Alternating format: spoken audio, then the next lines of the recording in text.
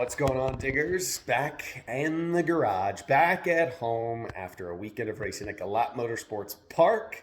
Happy to say I did not embarrass myself. I thought it was looking like I was going to at the beginning, but things turned around big time the next day. So I have compiled clips of all my runs from Motormania TV, who live streamed the whole event, which is awesome. So I yanked out the clips of my run. I'll show you those, kind of give you a look at how each round of my racing went. But just to catch up on the whole kind of story, it really was an interesting story for me in this whole weekend and my first attempt at big money bracket racing. I wasn't planning to spend money, buy an entry, and start trying to compete at this level yet. I wanted to get some wins locally under my belt at some other tracks, some smaller races, points races kind of thing, and kind of build to where my program I felt was good enough to jump to that level, because the people that attend these big money bracket races, they're the best in the country. They travel the country. Some of them, this is all they do. This is how they make their living. And they enter and they win, 5 and 6 figure payout races. So I knew that to be competing at that level, I needed to get my program to a level I thought I could throw in with. And I wasn't ready to do that, but they offered a raffle online to win a free entry. And I thought, well, throw a few bucks into the raffle. That's cheap. I'll try, whatever. And then I won an entry. So, hey, okay, I'll go. I'll go, and this will give me a good chance to see what big money bracket races are like, to see how their programs run, the timing of it. Just, get a chance to dip my toe into that world and see how badly I would embarrass myself. So I won an entry. I get to go. And it's $350 to enter. So I felt like, hey, I'm already a winner. I've won $350 worth of an entry to come play with these big players.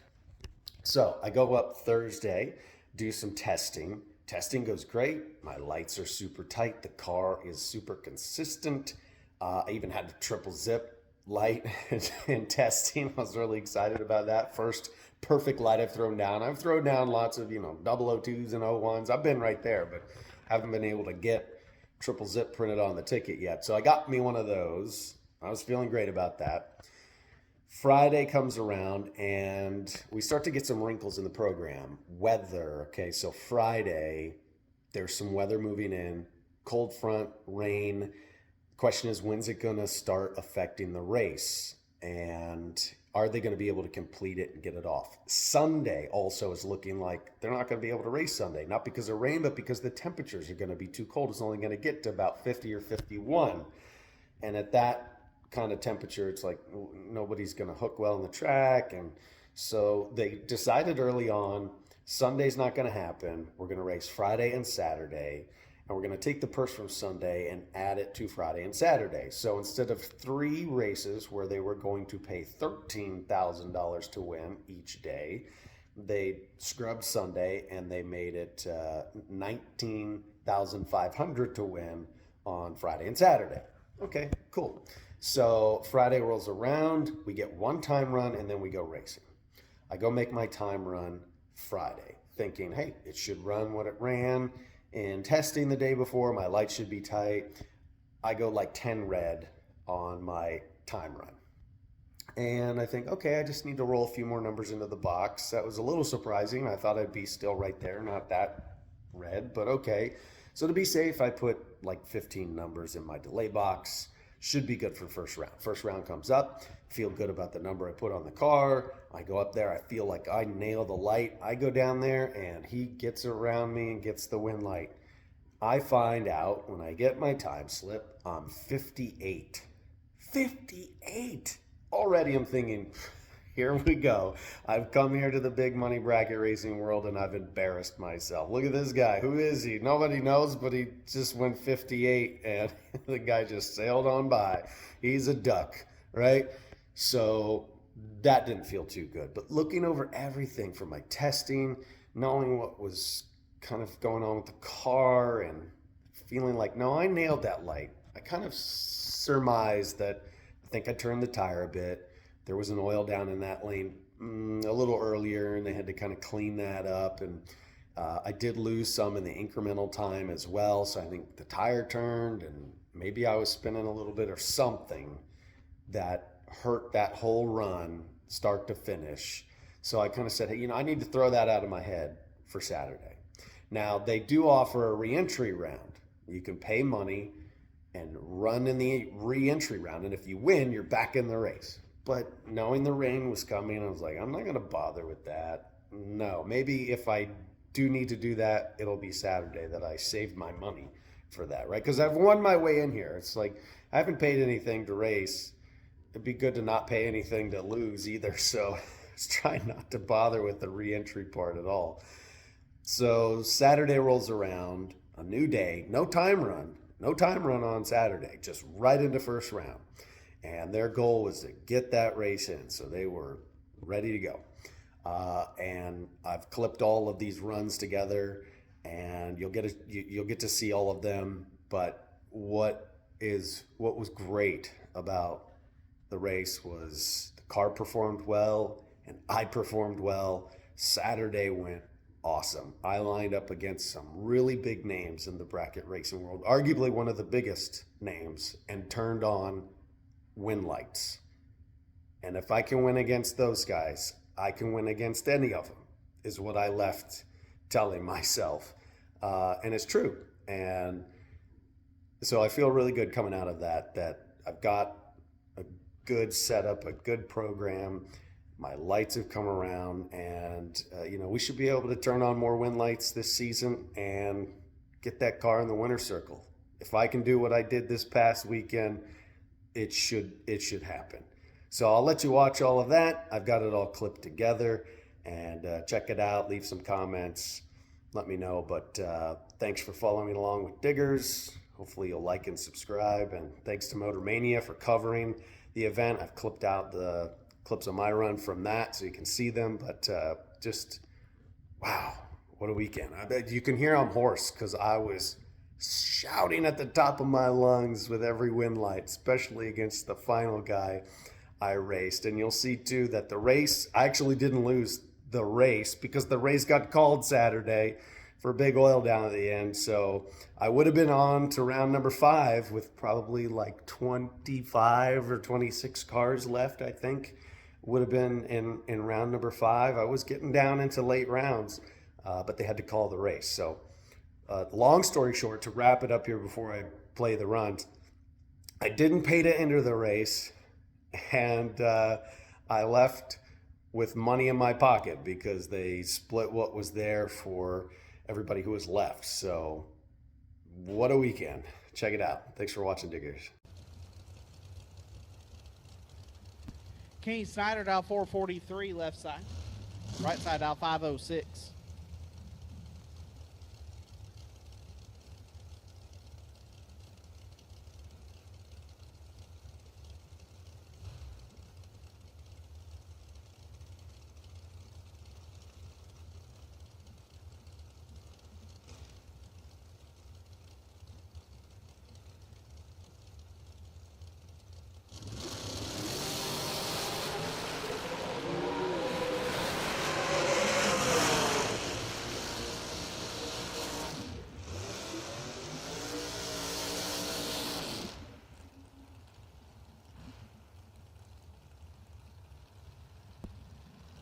Snyder 008 dead 5 gets a win. Right side was late and one above.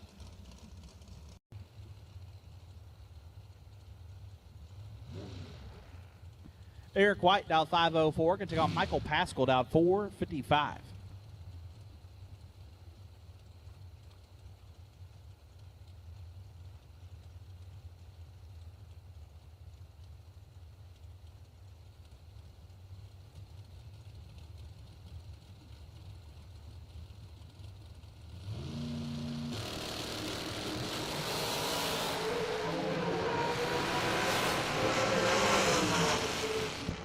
Win light, Eric White, 005, dead 2, gets their first 9 thou. Michael Pascal, 17, and locked out.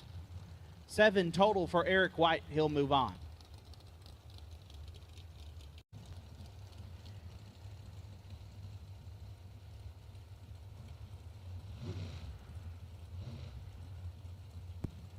Eric White, dial 503. Take on Justin Adams, dial 483.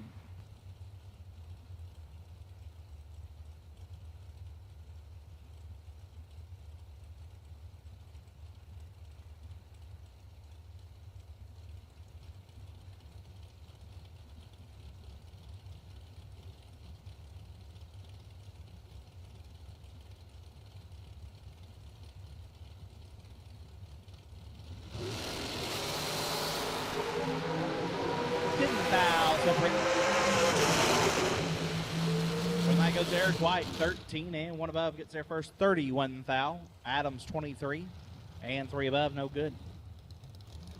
Against him. Eric White left side, dial 504. Take on Jerry Brewer, dial 440.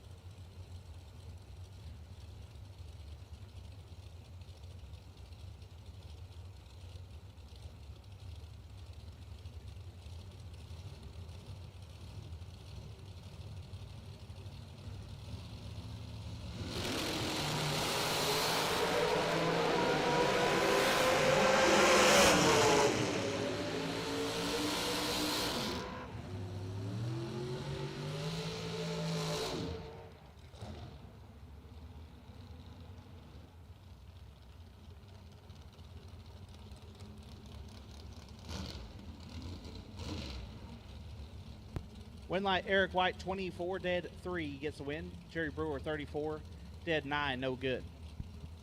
No good.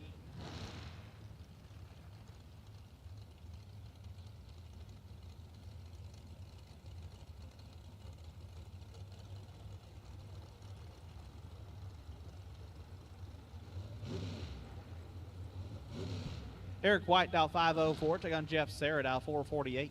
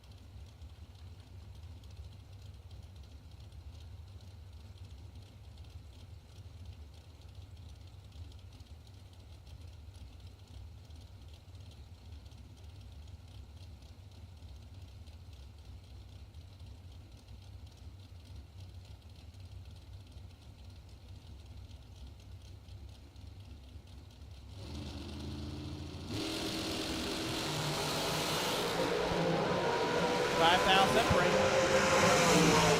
Win light Eric White 24 and 1 above. Jeff 29, 1 over, gets behind 2 thou. Eric White turns on the win line. So we have oil from starting line through the finish line. Looks like Mr. Dixon might have lost a motor there or something of the sort. We already passed curfew.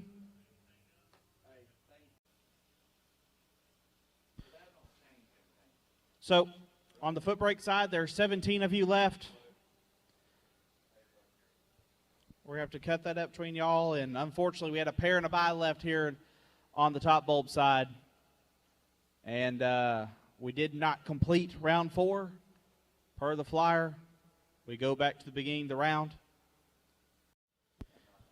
So, unfortunately, that will wrap us up for the weekend.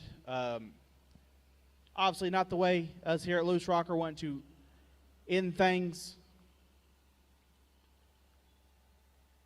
The staff here at Galat worked their tails off this morning to get this racetrack dry in not ideal conditions. At one point, we were running the entire round at under a minute a pair, which is amazing.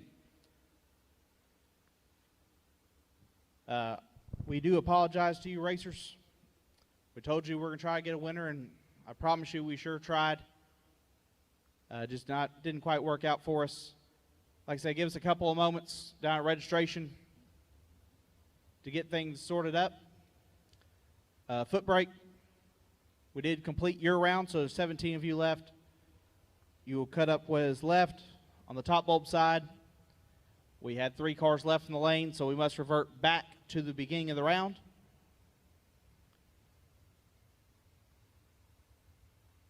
So, once again, we do thank y'all for coming to the 14th annual St. Patrick's Classic here at Galat Motorsports Park.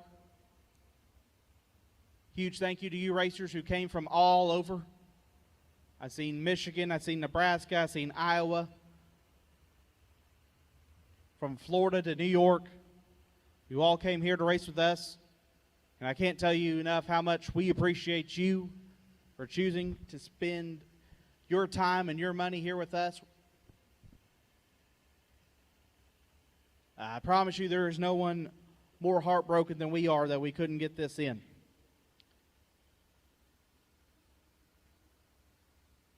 But unfortunately, that is the cards we've been dealt here this weekend. Like we said earlier in the week, tomorrow is pretty well unraceable. And with this all down here after curfew, it is a unideal way to end the weekend. But once again, thank you, racers. Thank you to the Graves staff here at Galat. Thank you to the Walton family for putting this event on. Once again, like I said, give us a little while to get registration settled before we get too loaded down over there.